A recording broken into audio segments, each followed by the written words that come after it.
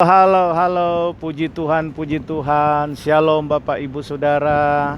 Saya ada di Pantai Trikora dan hari ini saya ingin bagikan firman lewat program Eagle Voice kami. Nah, saya akan bagikan tentang bahwa hari-hari ini kita sebagai anak-anak Tuhan, khususnya orang-orang tua, kita punya PR yang berat. Kita punya tantangan yang berat untuk mendidik anak-anak kita. Saya akan membaca 2 Timotius pasal 3 ayat 1 sampai ayat yang kelima. Ketahuilah bahwa pada hari-hari terakhir akan datang masa yang sukar. Manusia akan mencintai dirinya sendiri dan menjadi hamba uang. Mereka akan membual dan menyombongkan diri mereka.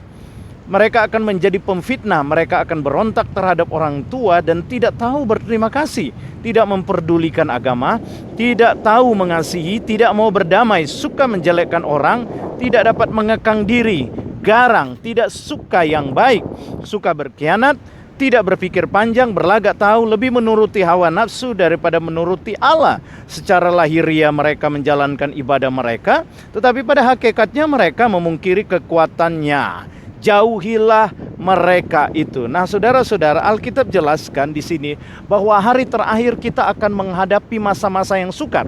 Kita tahu masa-masa yang sukar di sini bukan karena adanya virus corona atau karena kita ada di tengah-tengah pandemik global ini.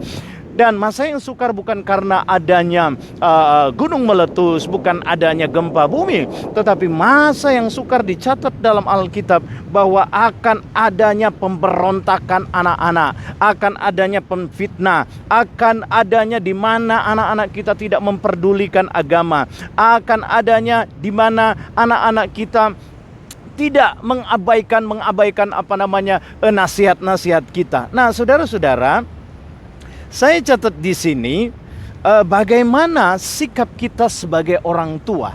Survei membuktikan bahwa 80% anak-anak itu akan dipengaruhi oleh keadaan di rumah mereka. Sekali lagi, 80% anak-anak akan dipengaruhi oleh cara hidup, gaya hidup kita orang tua di dalam rumah. 20%-nya di luar. Nah, bagaimana caranya supaya kita bisa mengatasi akan masalah ini? Saya sedang sementara berbicara kepada orang-orang tua, khususnya bagaimana kita menghadapi anak-anak kita di tengah-tengah masa yang sukar ini. Yang pertama, saudara, kita harus menjadi orang tua yang suka beribadah. Yosua pasal 24 ayat 15 dia bilang, "Pilihlah pada hari ini kepada siapa kamu mau beribadah. Aku dan seisi rumahku akan beribadah kepada Tuhan." Saudara yang kekasih dalam Tuhan, orang tua harus memberikan contoh teladan kepada anak-anaknya untuk beribadah kepada Tuhan. Untuk beribadah kepada Tuhan. Saudara, kalau engkau tidak beribadah di rumahmu, tidak ada mezbah penyembahan, tidak ada pujian di rumahmu, maka sulit anak-anakmu akan terkontrol. Saudara-saudara, kita tahu hari-hari ini kenapa terjadi pemberontakan anak-anak terhadap orang tua. Survei membuktikan waktu kita sementara ibadah live streaming, anak-anak muda sudah tidak tertarik lagi. Mereka lebih senang dengan game mereka. Kalau saudara tegur, mereka akan berontak, mereka akan garang, mereka akan marah, saudara. Tetapi saudara, saya mau beritahu bagaimana cara mengatasi ini. Orang tua harus jadi model. Usahakan di rumahmu ada mezbah doa. Usahakan minimal 1 hari itu saudara kumpul anak-anakmu untuk berdoa dan membaca Alkitab bersama-sama dengan mereka.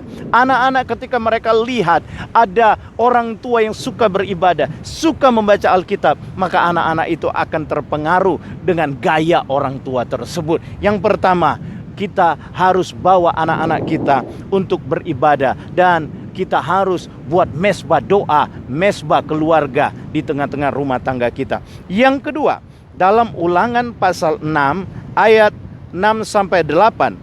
Apa yang kuperintahkan kepadamu pada hari ini, haruslah engkau perhatikan. Haruslah engkau mengajarkannya berulang-ulang kepada anak-anakmu dan membicarakannya apabila engkau duduk di rumahmu, apabila engkau sedang dalam perjalanan, apabila engkau berbaring, dan apabila engkau bangun.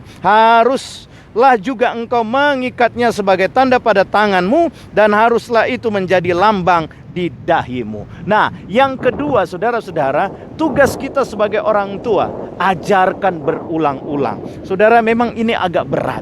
Ajarkan berulang-ulang. Kita nggak mungkin bisa mengontrol anak kita. Anak-anak kita tidak akan pernah menjadi pribadi yang kuat imannya kalau kita tidak mengajarkannya berulang-ulang. Bagaimana caranya supaya kita bisa mengajarkannya berulang-ulang? Orang tua, saudara, orang tua harus juga selalu membaca Alkitab. Ada banyak hari ini orang tua ingin melihat perubahan anak-anaknya, tetapi dia sendiri nggak pernah baca Alkitab.